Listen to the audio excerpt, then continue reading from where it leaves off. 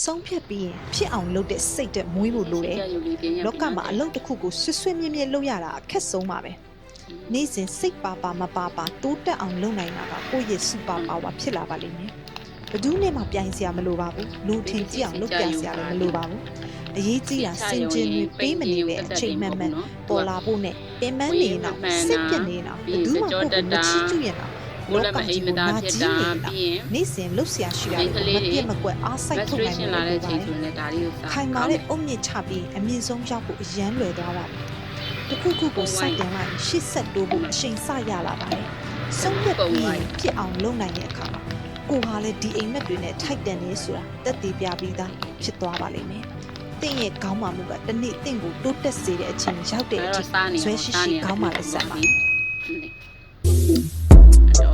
စီကြရုပ်တောက်ခြင်းတဲ့လူတွေရှိရင်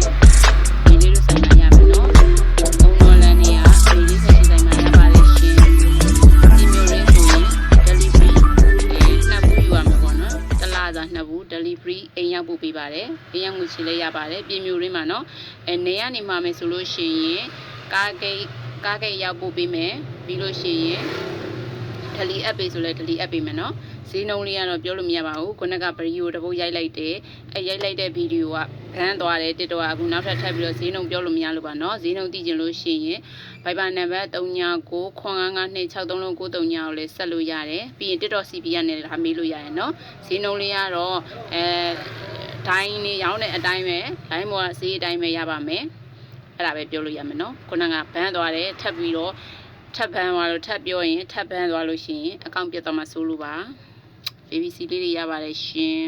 အစီကြခြင်းရုံမဟုတ်ဘဲနဲ့เนาะဝင်းမှန်ခြင်းတဲ့လူတွေစကြောတက်တဲ့လူတွေပြီးလို့ရှိရင်အစာအိမ်မကောင်းလို့ပေါ့နော်အစာချီသမင်းစားပြီးသွားလို့ရှိရင်လေအဲ့လိုဘိုက်ကြီးပြပြကဲကဲဖြစ်နေတဲ့လူမျိုးလေးစားလို့ရတယ်เนาะအဲ့ဒါအိမ်ကအကိုဆိုလို့ရှိရင်သူကဘိုက်ကပြပြကဲကဲဖြစ်နေတာသမင်းစားပြီးတိုင်းအဲ့လိုဖြစ်တယ်အဲ့ BBC စားတာရင်ချောင်သွားတယ်ကောင်းသွားတယ်เนาะ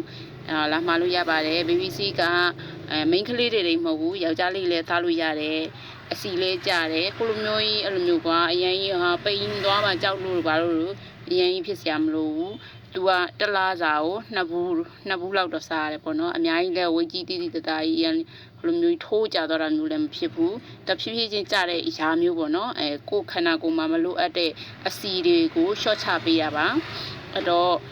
ဝင်းမှန်ခြင်းတဲ့လူတွေပြီးရင် main ကလေးတွေဆိုလဲ menstruation လာတဲ့ချိန်ဆိုရင်ဒါလေးစအဆင်ပြေရနော်